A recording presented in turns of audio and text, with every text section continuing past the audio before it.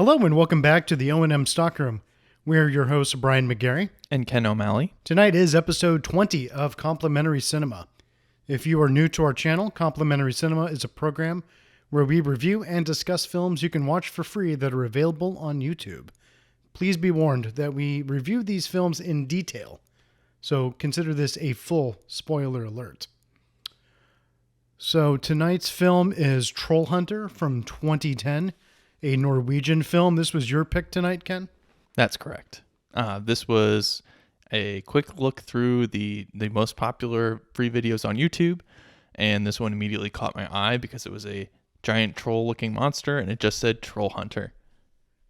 And I think the other one that we had in mind was another Western, which we'll probably do in the next few weeks, but we haven't really done enough monster movies, and I thought it just seemed like the right vibe for tonight. Agreed. And also just the fact that you couldn't tell what kind of movie it was. Trollhunter, is it an action movie? Is it a drama? Is it what is it? Kind of open-ended, a little vague on that. So you just have a name to go by. Right. So was it a fantasy movie? Is it action? Is it psychological, cerebral? Is it suspense? And what we ended up with was a found footage film that is also a foreign film from Norway. Correct. And I believe this is actually our first foreign film that we've ever covered on the channel. So that's kind of fun. And so that's that film. It came out about 10 years ago. The director is Andre Ovredal. I'm going to butcher all of these names because they're all Norwegian. Yeah. And I am not familiar with the pronunciations of anything. But it's Andre with his name is with an O with a big slash through it, which my math teacher in college told me meant null set. That's correct. So we have director null set. Thank you, Andre. Let's see. So for our main cast of characters, we've got Otto Jespersen as Hans, Glenn Tosterud as Thomas, Johanna Mork as Joanna, and Thomas Larsen as Kale. I think it was Kall. Kall, yeah. Kalle. Ermila Berg Domas as Malika, Hans Hansen as Finn Haugen, and we also had Torun Stokeland as Hilda. Those are basically the main players. Yes. Go ahead and give us a little rundown of the film.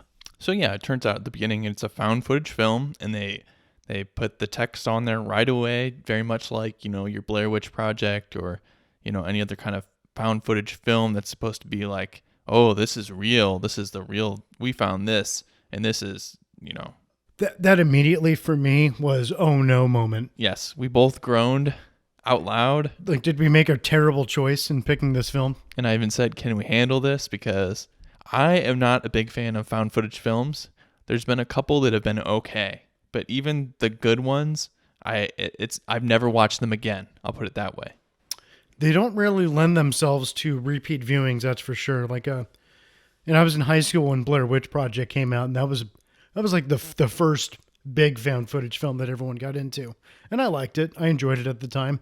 It's not a movie that you go back and revisit. Nobody talks about that film today. Mm-hmm. It was a big deal in 1999, and now it seems like it's been completely forgotten about. And then you have Cloverfield, which came out a few years later, and kind of the same thing.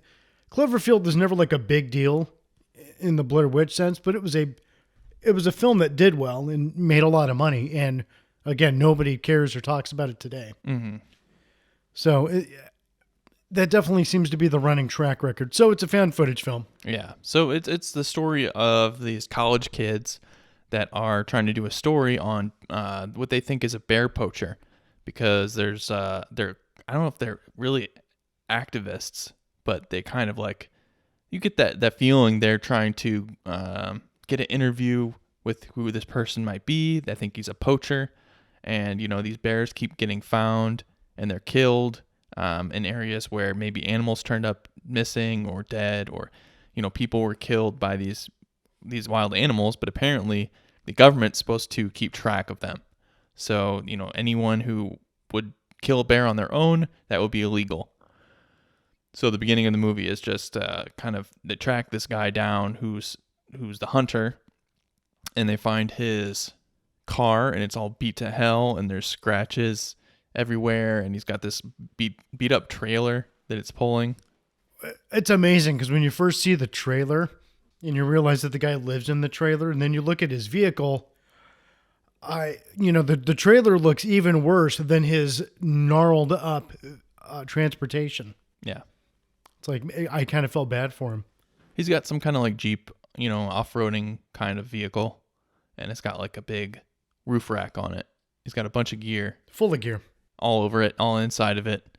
And he doesn't want to talk. So, the first thing, it's basically, there's the kind of reporter guy, then there's a camera person, and the sound person. And that's our 3 college students.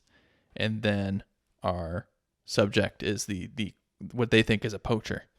Yeah, so our alleged poacher is Hans, Otto Jesperson's character. Thomas, he is he's basically the host of the documentary, I guess, that they're making. Right.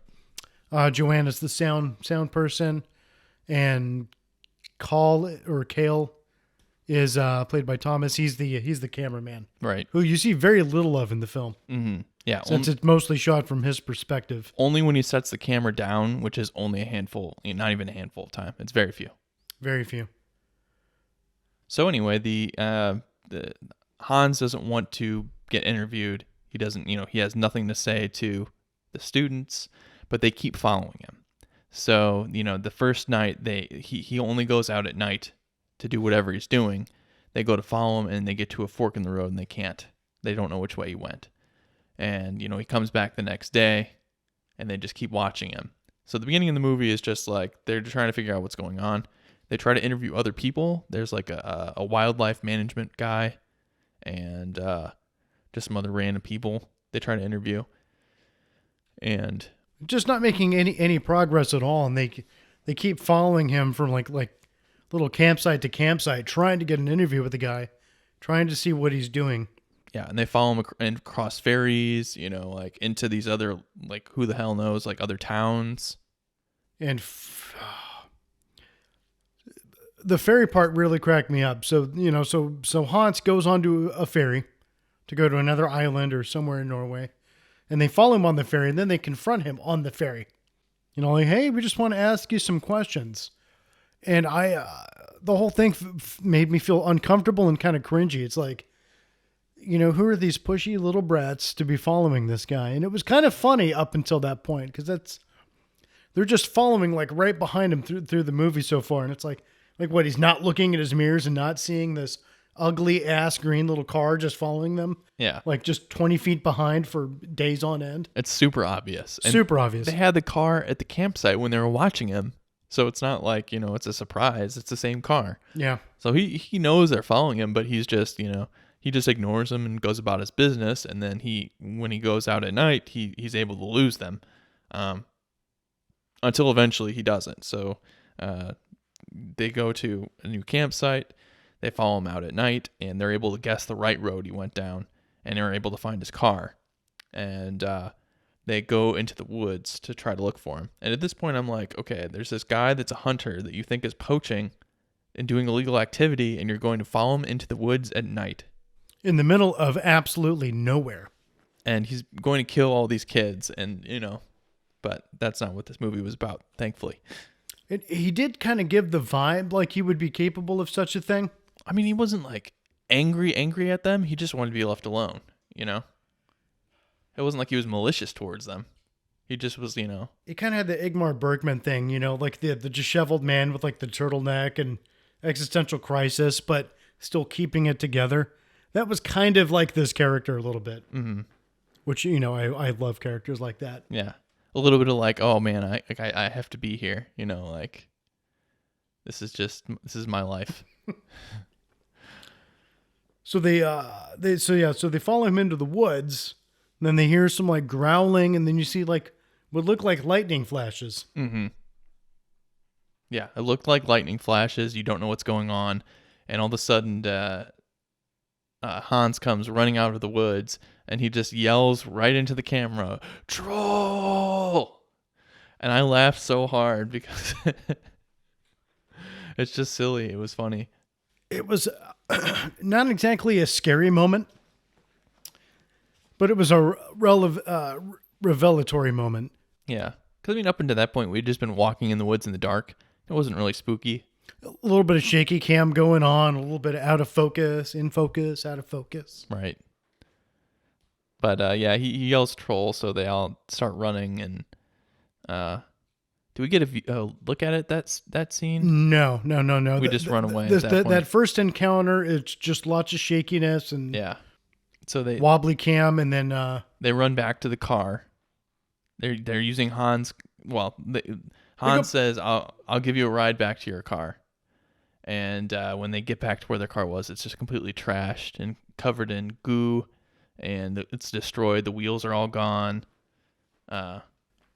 just completely eaten up. And Thomas, the host of the little camera crew, he's all gotten sliced up in the back and has tears in his jacket. And Mr. Hans does a very, very gentlemanly job of patching him up and then duct taping his jacket for him. Yeah, he gives him a tetanus shot.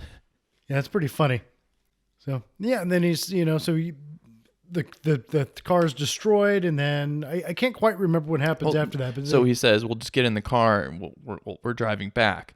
They get a little bit further, they have to stop again, and that's when I think they see it in the woods. There were so many instances where we Or was that not till later? It kind of, I think that was till later. I think that was that same night. Because they have to strike the deal first.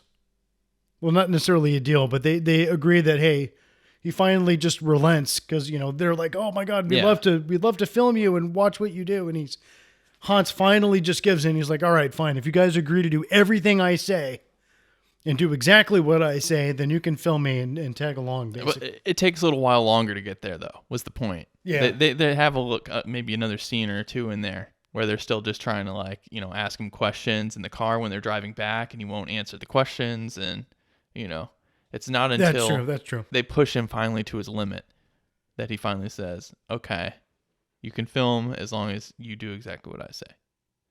And at that point, the movie took a turn in a good way, because Hans, the Trollhunter character, is amazing in this film.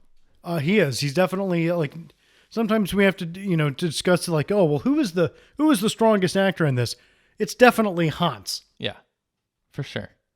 He plays this so straight. It's it's all this silly stuff that trolls do apparently, and the rules for why they go after the things they do and how they are. And he just says it all in the most serious, of course it's this way kind of tone. Just somebody who's you can believe it, someone who's really an expert. Like somebody who has seen everything that the world of trolls has to offer, and he's bored with it. Imagine if he was a bear hunter and he was an expert at bears. It's that level of someone who was doing a documentary about bears. He was that level of smart about trolls. Oh, absolutely. Absolutely. There was one time when he was talking about, the difference between the younger trolls and the older trolls. And it's well, how long did they live? And he's 1,000 to 1,200. And it's, at that particular scene, they were having breakfast, and he's got his glasses on in one of the few times, and he's got kind of a grizzled beard and messy hair, and he's got the sweater. And it's just you're just watching a burnout, bored college professor just talk about something that he's talked about way too many times. Right. That he's just sick of. And here's the thing, he could have told me that trolls made waffles out of a particular tree sap, and I just would have believed him. I would have been well, absolutely they do. Of course they do. Right. And that's just kind of the way that the film develops too, because they introduce, little things first. There's the smell, and they've got the troll. Oh, yeah. On the first outing. So let's talk about the first outing. Yeah. Well, yeah. Where they're all together. Right. The first time where they're going with him. Yes. Not just creeping up on him. So he makes them go and wash themselves in the creek and then rub troll stink all over them. So he has this ball of it looks like sweat and fat and hair. It's just nasty. and they have to rub it all on them to make troll scent so that they aren't found. And mask their own odor as well. So one of the main rules about going after trolls, like the first thing he mentions is he's like, you can't be a Christian or believe in God because they can smell it. They can smell that Christian blood. The Christian blood. So they have to, make sure that none of them are, God-fearing people. And they all swear up and down that they absolutely are not. And they get the troll stink on them. And that's, all they need to go into the woods. And they go trucking off. So we find that the thing we had seen early in the film that was looked like lightning has a giant UV light cannon, basically. Yeah, Hans, he has a gun. He has like a shotgun or rifle. But that's not really his weapon of choice. His weapon of choice is ultraviolet light. Yeah.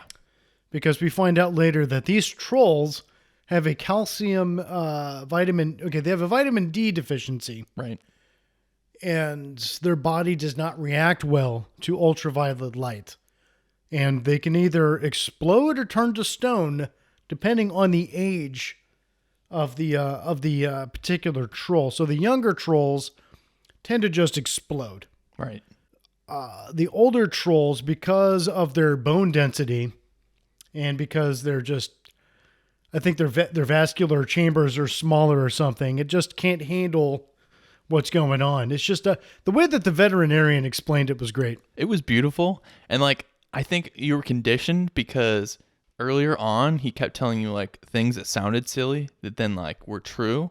So by the time you got to the pseudoscience, it was well, of course they have a vitamin D deficiency and the calcium hardens in their bodies. Of course that makes sense. Of course it makes sense. So that was really, I think that was really good as far as they were able to marry the traditional ideas about trolls, which I had heard that before about trolls turning into stone, with kind of a modern pseudoscience to go along with it. So they find this first troll. He's able to lure out this first troll that we see. And it is a 3-headed troll. And we see a lot of it in night vision. Mm-hmm. And they don't show you the whole troll right away. They kind of make you... They give you a glimpse of it here and there. And then they give you a couple of decent shots. But they don't just reveal everything right away, which is a nice little touch. Mm-hmm. And he chases them around and they all kind of freak out a little bit. And we see in action the UV lights on the car really get this thing and just completely solidify it. Yeah, he's got those lights on the top rack of the car. So when he lures it back to the car and hits the switch, it just floods the whole area. Just full on UV blast. It's almost like living in Florida. We would be safe from trolls here. That's we all would I can be, say. Absolutely. There's no respite.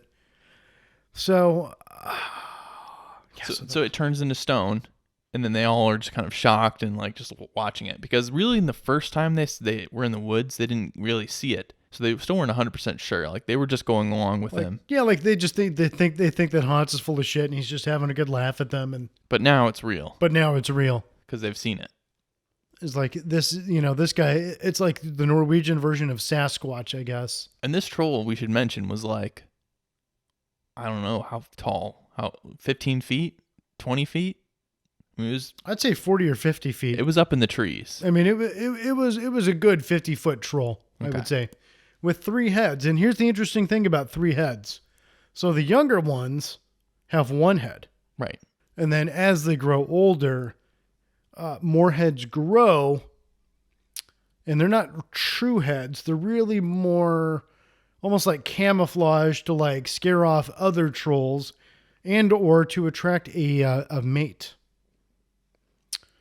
So you can tell the younger trolls versus the older trolls versus how many heads they have, but also there are different subtypes. Right. You've got I know you have the mountain king. You have the mountain king trolls. You have the woodland trolls. And then they even have some subgroups from there. So it's a tosser lad or something. Tosser lad I think the tosser lad was the first one. Yeah. I can't remember. Oh, man, I And wish. then it was like a ring something. Yeah, That was the second one. The one they were looking for was like a ringler or something. yeah, and then there was like a Jotland or something. Yes. Like is the big one. I'm probably getting that wrong, but Yeah. I should have written this down. But They were really looking for a different troll. So this one that they find in the woods is not the one that the troll hunter is looking for. It's not the one he was looking It just happens to be another troll. So we kind of find out through their next day as they, are far. Well, actually, they knock it over too, which shows what the troll hunter does. So he just takes a sledgehammer to it to knock it down, and then plants dynamite all over it and puts these like blast pads on top of it and just blows up the rocks to make gravel. And that's how they dispose of the trolls, because they're just rock at that point. Because we haven't quite mentioned this yet, but it's important to note that the general public in Norway is absolutely unaware that trolls exist. Right. So our buddy Hans is part of like a very elite and very singular organization to control and contain the trolls, which we also find out too, normally stay within a certain territory or have territories, and they're normally are left alone, but now they're spreading, and we don't know why. Yeah, and it turns out that the guy they interviewed earlier, that was from like the wildlife, conservation movement or whatever group, is actually in on it, because he shows up at the site in his car, and he's the contact for like, I took care of the troll, we need to cover it up and all that kind of stuff. So the other thing I do like about this movie, and this kind of brings up, is that this like shadow organization that's controlling the trolls isn't like you would have in movies. If this was an American movie, it would be some stupid like Men in Black kind of agency. But this is literally like some guys running around in the woods, just like doing things by the skin of their teeth. In bad health, middle-aged, balding.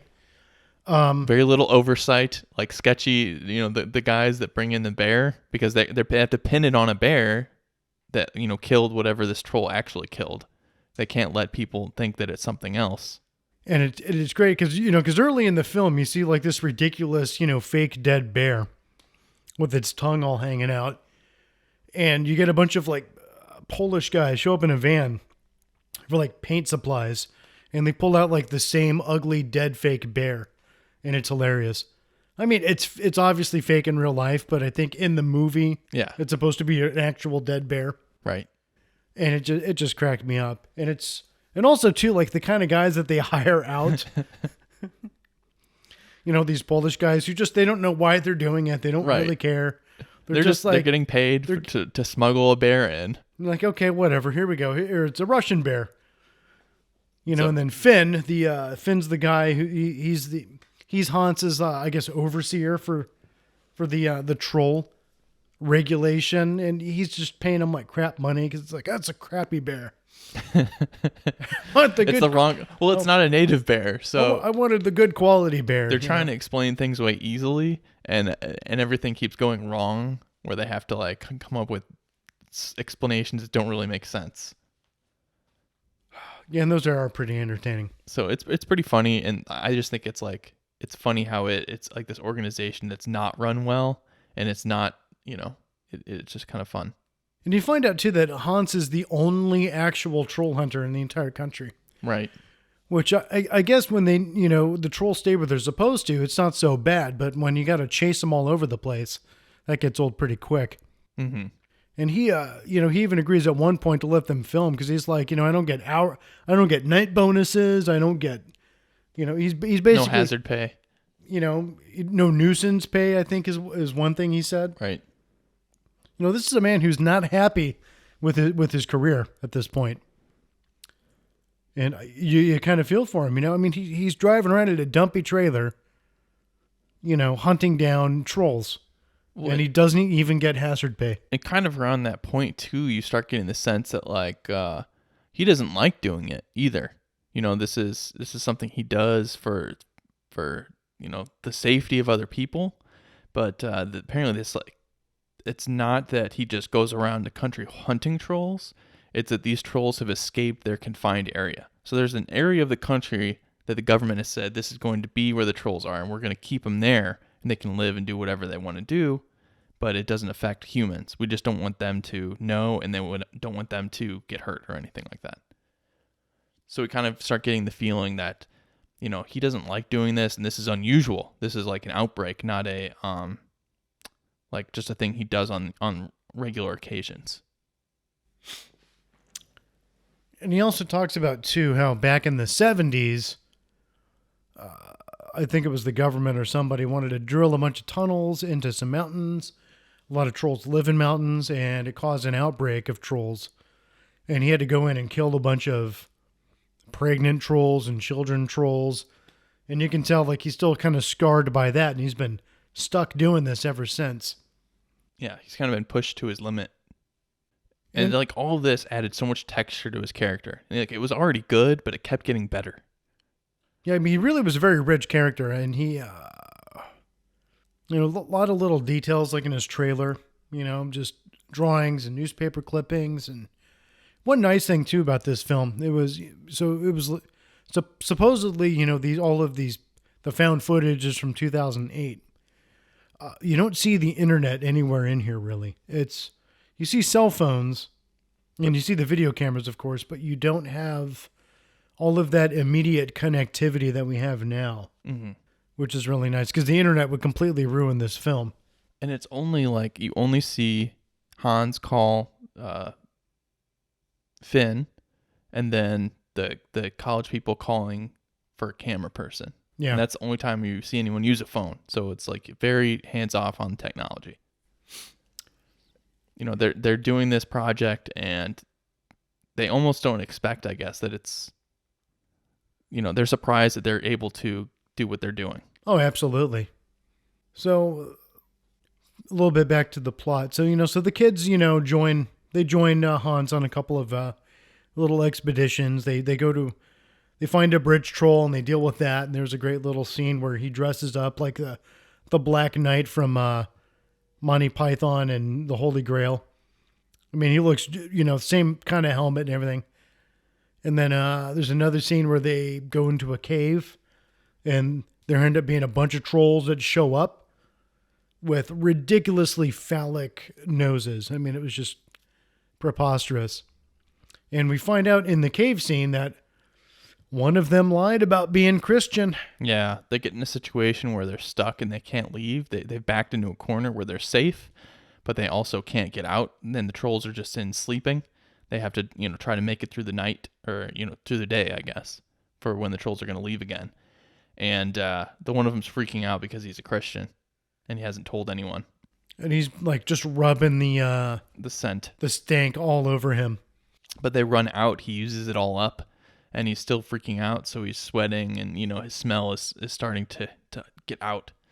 And of course, then the trolls notice. And they have to make a run for it, and they almost get there. But alas, our cameraman Call, camera Christian dude, he ends up biting it, and they lose him. And there's a really great scene, I mean, in the aftermath outside of the cave, where you're looking at the rest of the cast, just talking about it through this really cool, cracked glass. That was just a very nice little scene that they set up there, the way that they composed that shot. I like that a lot. And then, Hans offers to, hey, if you guys want to, go back home or leave, here, I can take you to this place. And instead, they just decide to continue, and then they somehow magically just got another camera person. Yeah, they called their school and just got another person to come. Which is kind of amazing, actually. And didn't tell them what it was actually happening. Or the fact that their previous cameraman is dead. Right. I thought that was funny. So that's where Malika shows up, and she's Muslim, not Christian. And Hans is like, I don't know. We're just going to have to see if that's going to be a problem. Yeah. They're figuring stuff out as they go along. Yeah, they really don't know. Even the experts like, yeah, well, that's a new one. Yeah. And I guess in Norway it would be. Yeah. So at this point we find that there's actually an electrical grid that's containing the trolls. They've built a circular electric grid that looks like normal power lines, but it doesn't go anywhere. It just keeps the trolls from getting out. So they go there to the like substation to see where the electricity's down, so they can figure out where the trolls are coming from. And they find which place it is, and go looking for evidence. And they have like a cabin they can go to and just kind of stake it out and see what's going on. And leading up to this, earlier in the film, Hans was tasked with getting a blood sample from one of the trolls, which he succeeded at the bridge scene. Right. When he was dressed up in his goofy getup. And they find out that troll had rabies. Mm-hmm. And that they kind of posit that rabies has spread through the troll culture, if you will. Or not really a culture, but the troll... those particular ones that had been around each other. The ones that had all been around each other and in groups. And so they think that all of the trolls, that's why they're breaking out, because they're rabid. Right. Because if in normal circumstances, they would not go towards the electricity. And they just don't care right now. And then also Thomas, the host of the camera crew, he was injured by a rabid troll, and now he may well have rabies as well. Which I'm pretty sure that, don't we all get inoculations for that typically? I don't think. Oh, yeah, there's shots. Yeah, there's shots, like Tdap, or does that cover that, or do you have to get a special rabies shot? I think, I don't know, honestly. It's worth that wondering. Might be a special one. There might be. Shows how much I know. I know that's when you have to get right away. Because if rabies takes over, there's no cure. You know what I'm saying? Yeah. Oof. It's one of those things you have to get taken care of right away. I have something new to look up later, I guess, huh? Yeah. I need to learn a little more about rabies. Yeah. Rabies is one of those things where once it sets in, there's no fix for it. There's no turning back. Yeah. So they go out into the middle of nowhere through this electrical grid, and they have the final standoff with a giant 200-foot troll. They finally managed to, vanquish this troll. He was like the big one that Hans was looking for the whole time. He's like 200 feet tall. 200 feet tall, just massive, ugly as hell. And anyway, they eventually end up victorious, but then Finn and some of his goons, they show up and, in a way that you pointed out earlier, during the film, about how another little Monty Python-ish moment where the movie ends with just, the cops showing up and just taking the cameras and stuff. Right. And that's basically the end of that film. And we knew at the beginning, because it was a found footage film, we were going to end up some way like this. Yeah. So, that wasn't a surprise. It was not a very satisfying ending, I admit, but that's, you also saw it coming a mile away. Yeah. Something like that. I think they wrapped it up well enough, but it was kind of it was exactly like the Holy Grail ending. Yeah, and it was very sudden, too. It was just, that was the end of the footage. The footage ends there, and there's no more. Blah, blah, blah, blah, blah. And there's more text, and it's like, yeah, whatever. Well, and they have a little stinger where they have, they took footage of the Prime Minister, and, when they pan away a little bit, they dub, that, he accidentally gave the information that there is trolls, and they've photoshopped the Finn's face onto one of the aides next to him. Yeah, that was a nice little scene. Yeah, that was a funny little part. So, all right. So first of all, I think the thing we should talk about, I don't think we stressed enough during this film, is that one of we already said we really liked Hans. He's the best character. The true best character in this film was Norway. Oh my God! So I know that Norway is a beautiful country. My partner talks often about how she'd love to go there someday. Norway is definitely a close second in the cast. Just absolutely gorgeous shots of the beautiful landscape there. Even the small little towns, the lakes or fjords, the mountains, the trees, the moss-covered hills. There is not one ugly part of Norway that I saw. Yeah. Yeah. Even the roads are beautiful. And it's worth watching this film just for beautiful shots of Norway alone. And yeah, thank you for reminding me about that, because that is such a huge part of this film. They find ways to really emphasize it too. Like, especially when they change, they go through a number of different kind of biomes. We start in the woods down by the water, I don't know if it's a river or lake or whatever it is. But then we keep moving upward. We get to more mountain, rocky areas. We get finally to the snow-covered areas, and they really just go everywhere. You get a huge variety of topography and geography there, and it's just all stunning. Mm-hmm. I absolutely would love to go someday and just kind of walk around, look for my own bridge troll. I think it really added too, because like a film like this, if you had done it somewhere else that didn't have such interesting scenery, I think it definitely made this movie more interesting. Because like I said, coming in, I had a chip on my shoulder against this because I don't like found footage films that much. So it kind of softened my outlook on it. Like, I mean, you and I had a genuine moment of contemplation of like, are we going to like keep watching this, or are we going to shut this off? Yeah. I mean, within the first 10 seconds. I wasn't joking. Like, I was like, can we do this? Like, can we do this? Yeah. Is it worth it? Well, to date, we have not turned a film off once we've started it. So, That's true. I mean, I don't think we can quite start now. We are hardy folk, and we know there'll come a day where there'll be something really bad, but we'll watch it. We'll watch it. We'll just stomach it. Yeah. So great. So along with the great shots of just the landscape and everything, and just some of the good setup shots that they did, the sound editing in this was really good. And that's we talk often about like soundtrack or music. We never really talk about the actual like sound editing in films, which maybe we should talk about a little more moving forward. Yeah. Especially movies like this where there's no music, but the sound is great. There's music like on the car radio in the background, and that's all the music that you get. And it's all, Norwegian stuff that you're not going to recognize anyway. So you really are paying more attention to, the sound of the machines, the sound of the vehicles, the sound of nature, and the sound of the trolls. Mm-hmm.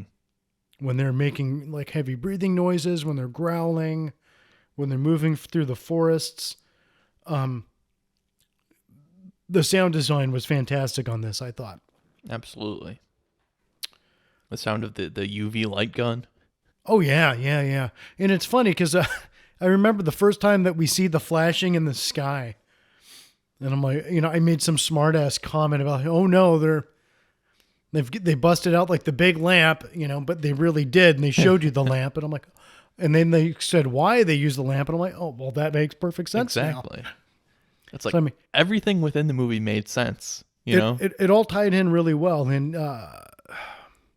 the only thing that I would say like would be, okay, so any film about giant trolls, the thing I found most unbelievable was that they were able to get a second camera person to replace the first one who died.